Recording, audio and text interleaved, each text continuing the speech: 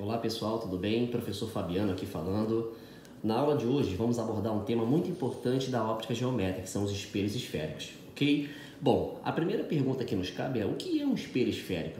Para responder essa pergunta de modo relativamente satisfatório, é importante que você, nesse momento, imagine uma esfera, uma bola, espelhada tanto por dentro quanto por fora. E aí, se a gente fizer um corte nessa esfera e retirar dela um pedaço, a gente tirou dela o que a gente chama de calota esférica. Então, o que é uma calota esférica? Nada mais é do que um pedaço dessa esfera. Como essa esfera é refletora, é espelhada por dentro e por fora, constitui-se então um espelho esférico, ok? Então, a gente chama de espelho esférico qualquer calota esférica com alto poder de reflexão, certo? Bom, quando a superfície em questão é a superfície interna que está produzindo a reflexão, o espelho esférico é dito côncavo. Quando a superfície em questão é a superfície externa produzindo a reflexão, a gente diz que o espelho esférico é do tipo convexo, ok? Então, de um modo resumido e bem simples e bem fácil, espelho côncavo é aquele espelho esférico cuja superfície refletora é interna. E espelho convexo é aquele espelho esférico cuja superfície refletora é externa. Tudo bem? Bom, para evitarmos fazer esse tipo de desenho, né, de uma figura relativamente tridimensional, a gente adota esses símbolos para representar os espelhos côncavos e os espelhos convexos. Então, esse símbolo representará o espelho côncavo com a superfície refletora interna e esse símbolo representará o espelho convexo com a superfície refletora externa, tá bom? Bom, vale lembrar que, independente da área da física, é importante termos bem claro quais são os nossos referenciais, tá bom? Nos espelhos esféricos, existem os elementos geométricos que vão servir de referência para o estudo, tanto geométrico quanto analítico dos espelhos esféricos, tudo bem? Quais são esses elementos? Vamos destacar aqui 4 elementos importantíssimos.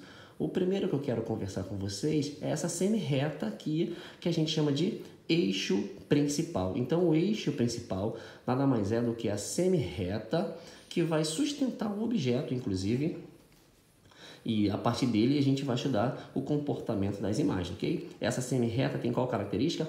Ela corta o espelho esférico em duas partes iguais, dividindo ele em dois semiplanos, o semiplano superior e o semiplano inferior.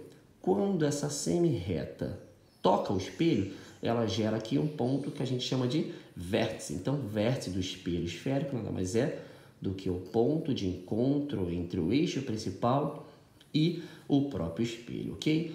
Lembra, esse espelho é uma calota esférica. Se a gente completar o desenho, a gente vai ter uma esfera. No caso aqui, mais simples, uma circunferência, porque o desenho está planificado. Sendo assim, toda circunferência ou toda esfera tem um ponto central. Então, o que a gente chama de centro de curvatura do espelho esférico? É o ponto onde ele é central a toda essa região, ou seja, se a gente completar toda a circunferência, esse ponto aqui é justamente o centro dessa circunferência ou dessa esfera de onde essa calota foi retirada, tudo bem? Importante notar aqui que essa distância do centro ao vértice é o raio de curvatura, tudo bem? Então, o segmento de reta CV é o nosso raio e a gente vai representar por R. Importante destacar um ponto aqui em especial, que é chamado de foco. O que é o foco de um espelho?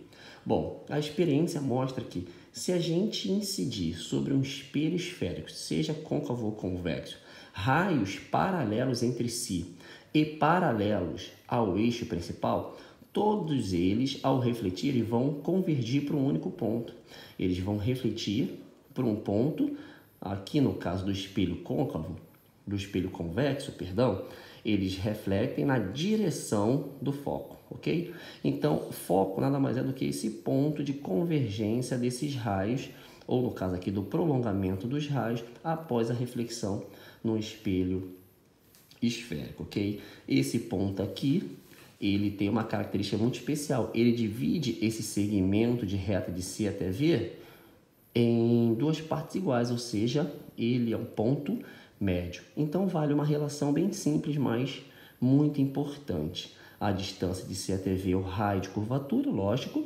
A distância do centro, a circunferência. Como esse segmento aqui, CF ou FV, é a metade disso, vale essa relação. O raio é o dobro do foco, ou da distância focal, melhor dizendo, e a distância focal é a metade do raio.